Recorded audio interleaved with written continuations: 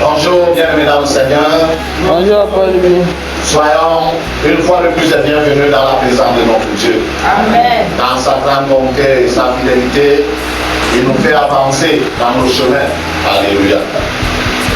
Et il nous donne ce privilège particulier ce matin d'honorer encore à ce rendez-vous dans sa sainte présence. Nous lui sommes infiniment reconnaissants pour cette grâce, sa présence et plus encore d'avancer dans ce programme. Alléluia. Amen. Nous nous atteignons cette phase, celle du partage de sa parole. Nous aimerons également, mes chers téléspectateurs, bien-aimés dans le Seigneur, nous apprécions le temps que vous disposez à suivre nos messages vidéo. Nous n'allons pas cesser de vous le dire, parce que pour nous c'est une certitude, c'est une assurance que celui qui dispose les minutes de son temps à Dieu, ce ne sont pas les minutes perdues. Amen. Alléluia. C'est plutôt un gain de temps de disposer son temps à Dieu, parce que Dieu se servira pleinement de pour œuvrer dans la vie de celui qui fait ainsi. Alléluia. Amen. Donc vous n'avez pas perdu votre temps, ou vous ne perdez pas votre temps à suivre nos messages vidéo. Amen. Amen. Comment pour avancer plus loin sans nous remettre en les mains de celui-là qui est, qui était et qui vient. Amen. Il contrôle le temps et l'espace. Et lui-même n'est pas contrôlé par le temps et l'espace. Amen. Alléluia. Amen. Le Seigneur des Seigneurs. Nous l'avons prié, nous remettons en mains du Seigneur. Roi des rois et Dieu éternel, au nom de Jésus-Christ de Nazareth, nous te dévorons, te bénissons pour ce matin. Nous voulons reconnaître la grâce que tu nous fais, Seigneur, notre roi, d'être en grâce d'avancer pour parvenir en ce moment, mon Dieu, après t'avoir offert, Seigneur, notre sacrifice. Tu prends également le temps, notre roi et notre Dieu, pour nous parler. Ainsi, nous voulons te supplier encore en ce matin, mon Dieu, en un cœur et des oreilles de disciples. Afin qu'entendant ta parole, nous puissions l'accueillir dans nos cœurs, qu'elle puisse y déposer en tant que semence vivante, qu'elle puisse au Père éternel pousser la racine, germer, grandir, opérer la maturité et produire au centuple, à la gloire de ton Seigneur, on a produit. Oh Père éternel, par ton esprit, conduis-nous et instruis-nous ce matin, Seigneur, au nom de Jésus-Christ de Nazareth. Amen. Amen. Nous asseoir bien aimés là.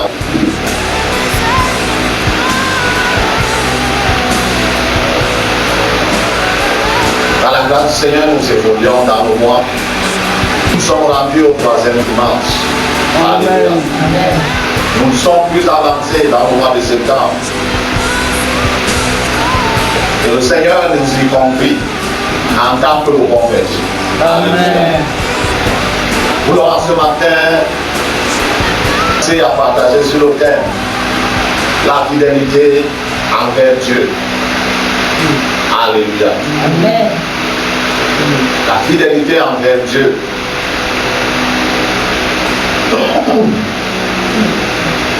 Nous savons tous que Dieu est fidèle.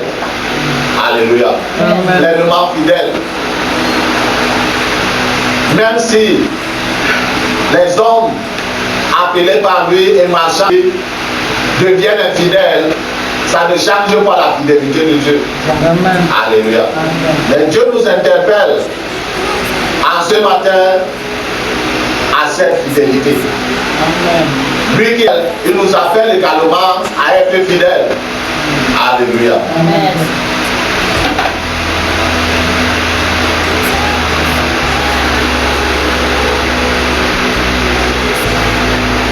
On parlait ainsi de l'étymologie du mot fidélité.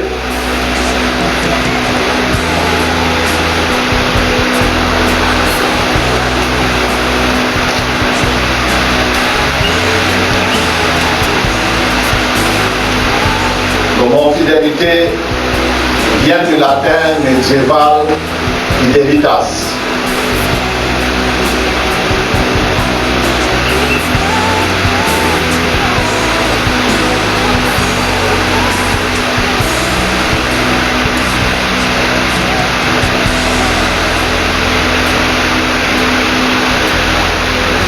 Et fidelitas signifie loyauté, constance, confiance.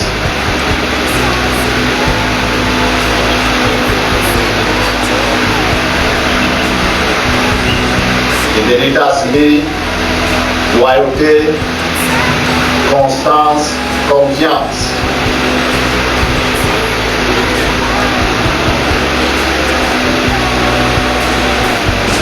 Et fidélité s'est tiré, ouais, dérivé du latin fides, désignant la foi et la confiance.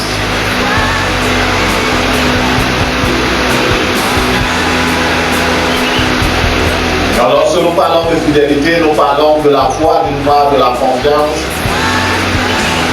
aussi.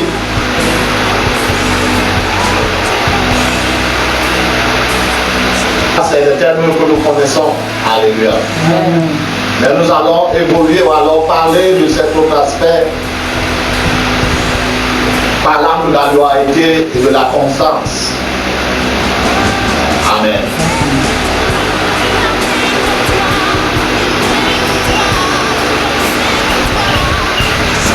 Ce mot,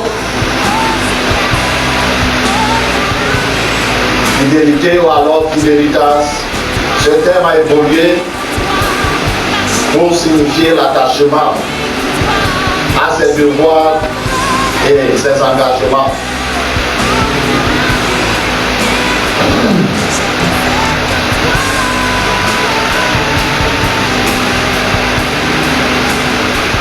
L'attachement à ses devoirs et ses engagements.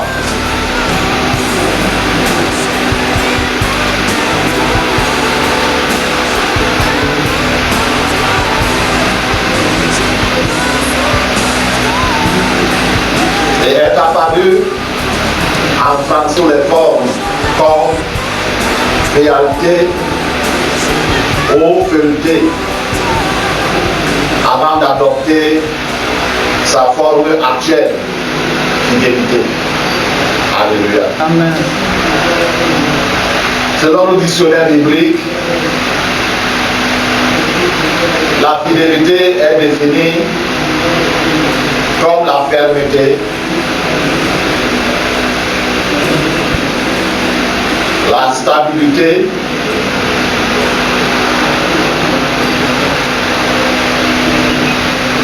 la loyauté et la confiance inébranlable.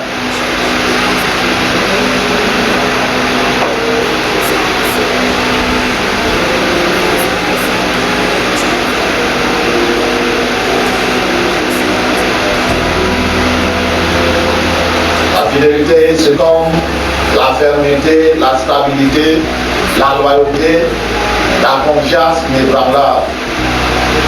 C'est une vertu que les êtres humains doivent donner pour remplir les attentes de Dieu.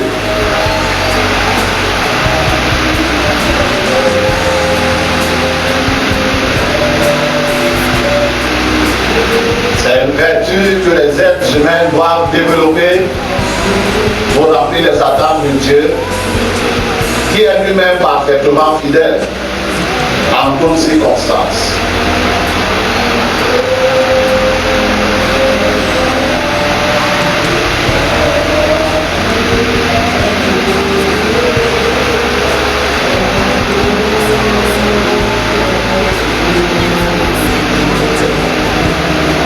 Ce mot fidélité se traduit aussi par la plénitude de la foi, signifiant vivre pleinement sa foi.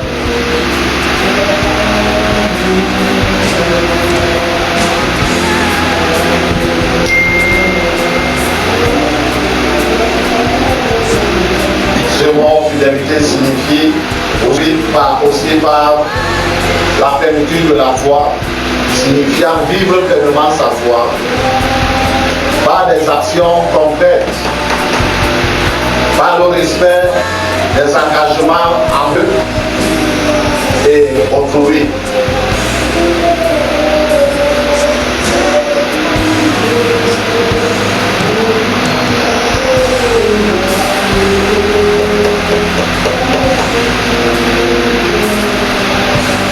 Alléluia.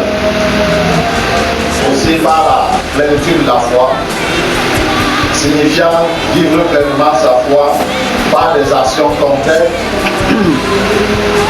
par le respect des engagements envers Dieu et autrui.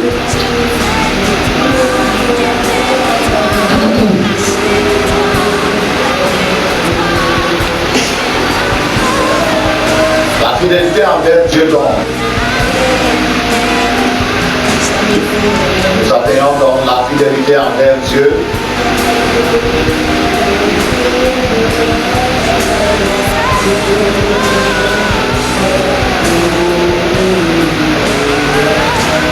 La fidélité envers Dieu est donc l'acte de vivre pleinement.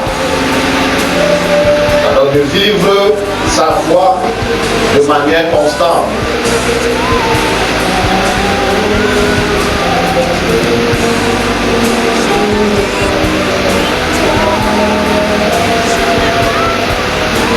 L'acte de vivre sa foi de manière constante, ferme, constante et ferme.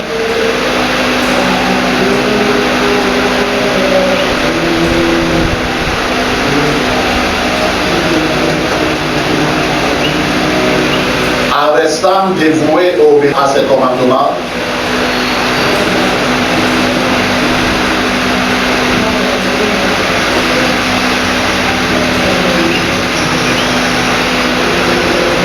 en restant dévoué à ses commandements,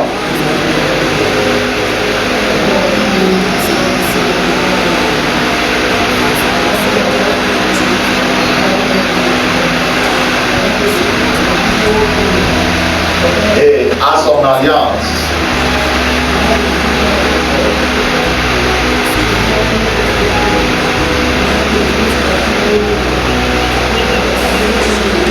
Même face aux difficultés,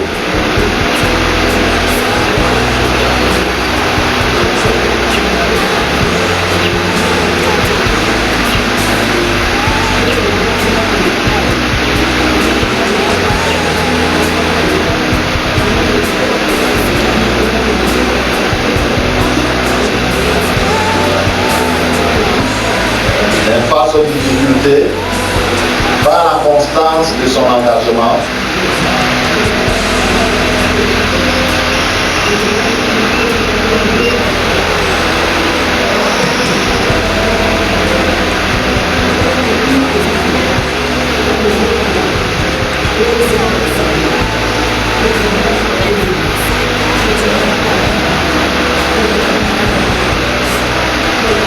l'infaillibilité de sa parole, l'infaillibilité de sa parole,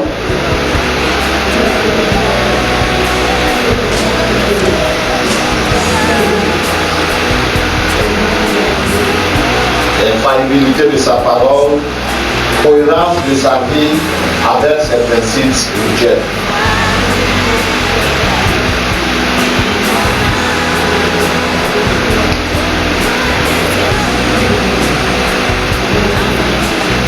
L'infaillibilité de sa parole et la cohérence de sa vie avec ses principes spirituels. Amen.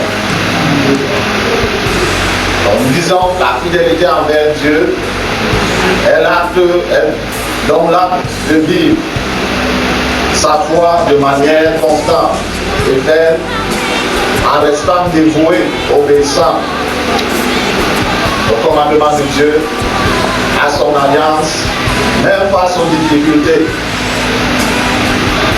par la constance de son engagement et l'infaillibilité de sa parole et la constance de sa vie avec ses principes spirituels. Amen. Voulons lire ce matin deux passages.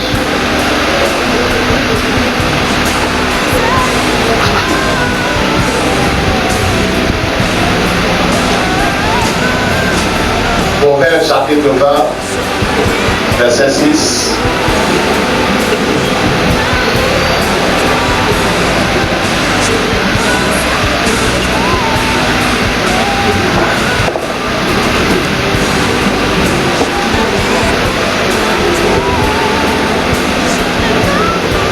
chapitre 20, le verset 6, je dis au nom de Jésus. Amen. Beaucoup de gens proclament leur bonté, mais un homme fidèle, qui le trouvera? Matthieu chapitre 24, verset 44 à 47.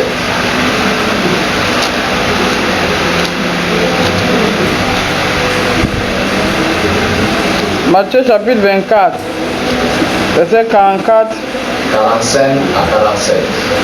45 à 47. Quel est donc le serviteur fidèle et prudent que son maître a établi pour ces gens, pour leur donner la nourriture au temps convenable? Heureux ce serviteur que son maître à son arrivée trouvera faisant ainsi. Je vous le dis en vérité, il établira sur tous ses biens. Amen. Amen. Bien, mon Seigneur, tel que nous venons de décrire, on va parler de la fidélité. Selon le dictionnaire français, la fidélité selon le dictionnaire biblique, pour clôturer avec la fidélité envers Dieu, qui nous appelle à vivre notre foi de manière constante et ferme. Alléluia. En restant dévoué et obéissant au commandement de Dieu.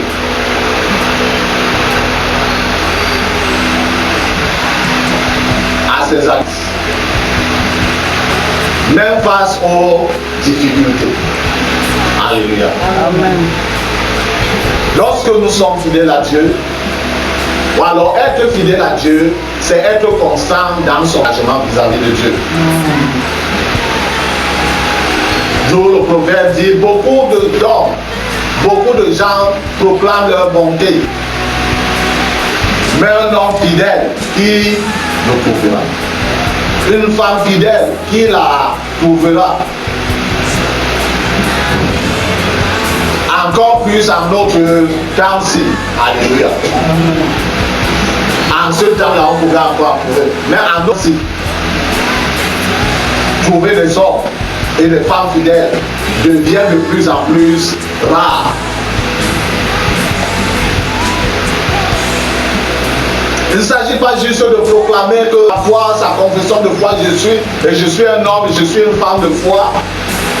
Mais il faudrait que dans la pratique, dans la vie palpable, qu'on puisse voir effectivement cette chose. En fait, la foi se dévoile face aux difficultés.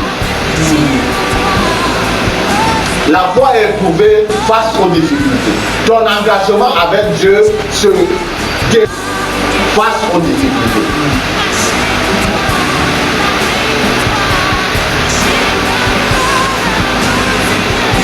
Donc le Seigneur parlant ici,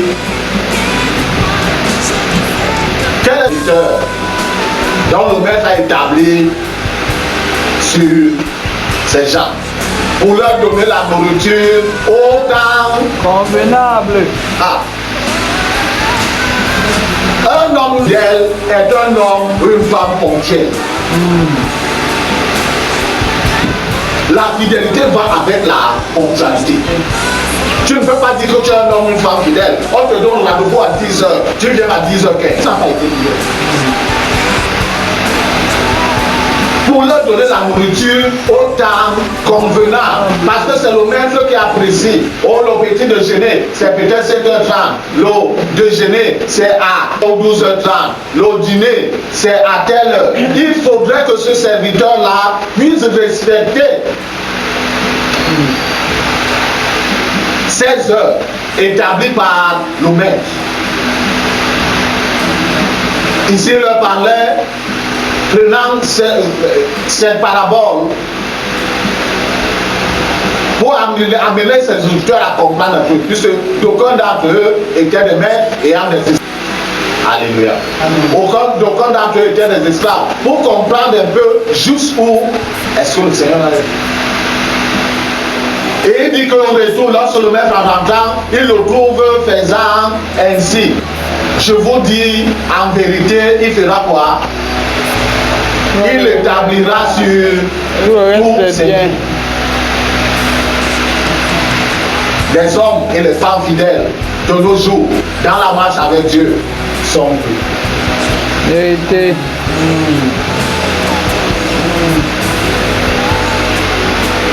des hommes constants à leur engagement, cohérents entre leurs paroles et leurs actes.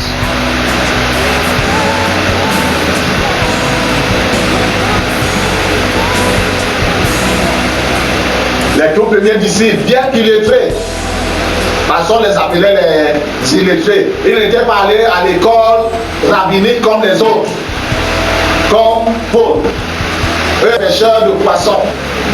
Alléluia. On nous raconte en Israël, les enfants dont le cerveau tournait à 100 à l'heure, on les envoie à l'école rabbinique. Donc pour devenir des docteurs de vie.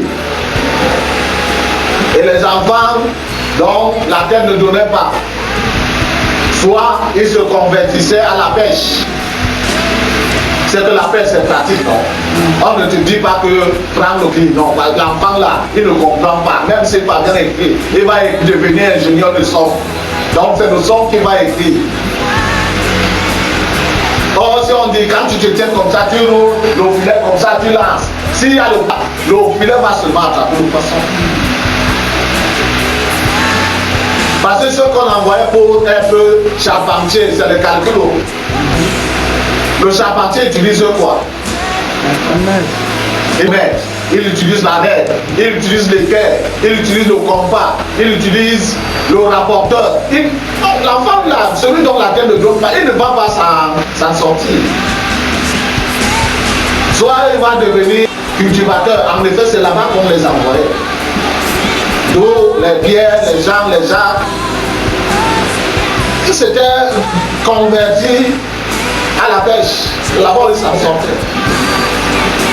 Mais ils ont démontré leur foi face aux lettrés, face aux scribes, aux pharisiens, aux gens dont la terre tournait à 100 à l'heure. Par leur constance, on leur a dit, à partir d'aujourd'hui, ici à Jérusalem, je ne veux plus vous entendre parler de Jésus.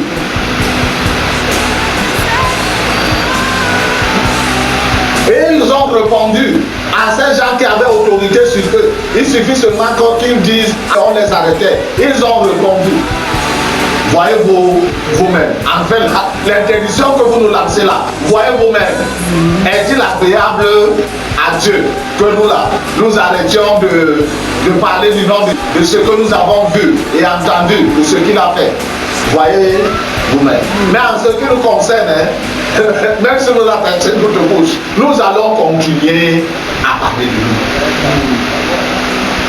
On t'a attrapé, on t'a jeté en prison, on les a fouettés, mais lorsqu'on les relâchait, ils continuaient à parler du Seigneur Jésus-Christ. La constance. Alléluia. Quelqu'un qui est fidèle, il est constant dans sa conduite, constant dans sa manière de faire, constant. C'est vrai qu'à cause de cette chair-ci, elle est faite. Alléluia. Mais on remarquera qu'il est constant.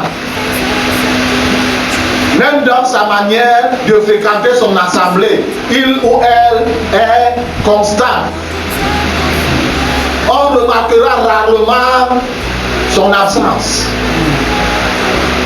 Et lorsqu'il est absent, il informe le berger.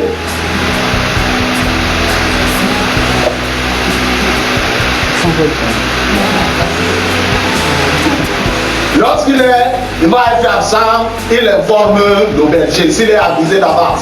Mais s'il est pris le coup, pendant qu'il est en train d'aller, tout de même, il faut d'informer le berger que, ou alors de dire à un frère qui va rencontrer le berger, bon, de lui dire qu'en effet, je ne serai pas là. Alléluia. C'est ça un homme et une femme constants. Ou une femme constante. C'est pas le genre de chrétiens androïdes 6e génération, ils ont même traversé la 5e. Ils sont maintenant à la 6e génération.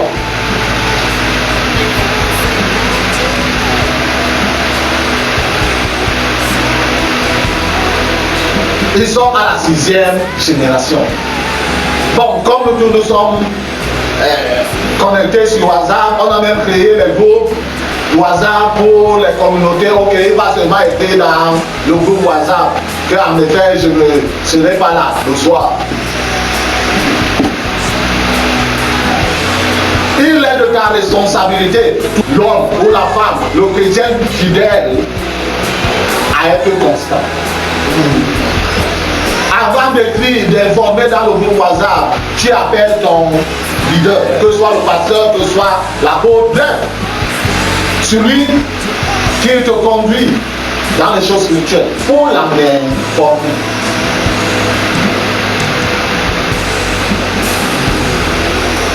Le Seigneur nous dit, quel est ce serviteur?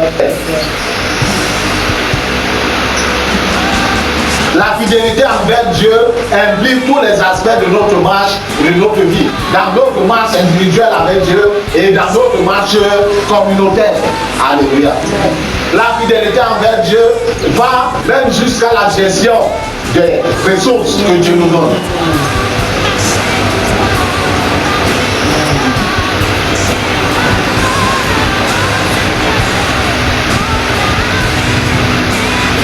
Certains, je ne vais pas entrer dans les dîmes, les offrandes.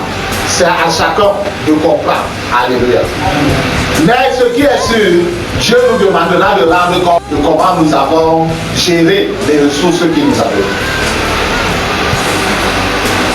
Donc comme dans leur foyer, l'homme dit que l'argent, c'est ce que je gagne, c'est mon argent. Sa femme ne connaît pas combien il gagne.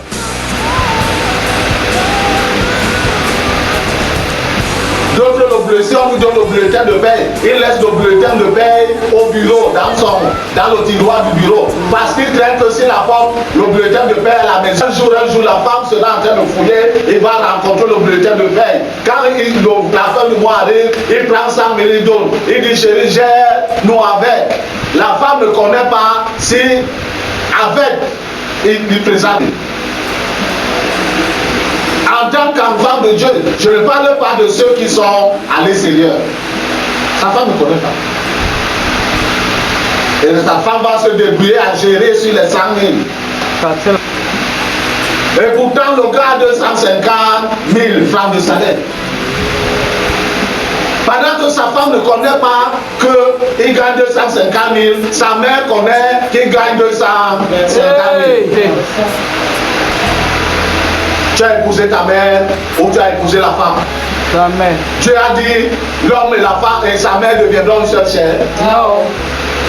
Où? Peux-tu cacher à ton œil ce que l'œil doit boire? La main de la vie. Donc la fidélité envers Dieu, tu ne peux pas dire que tu es fidèle envers Dieu, tu n'es pas fidèle à ta femme. Je ne vais pas juste parler du lit. Mais fidèle, il nous dit, celui qui est fidèle n'est pas fidèle dans les petites choses, ne sera non plus fidèle dans les grandes choses. Ça veut dire que si tu es fidèle petites choses, tu seras également fidèle dans les grandes.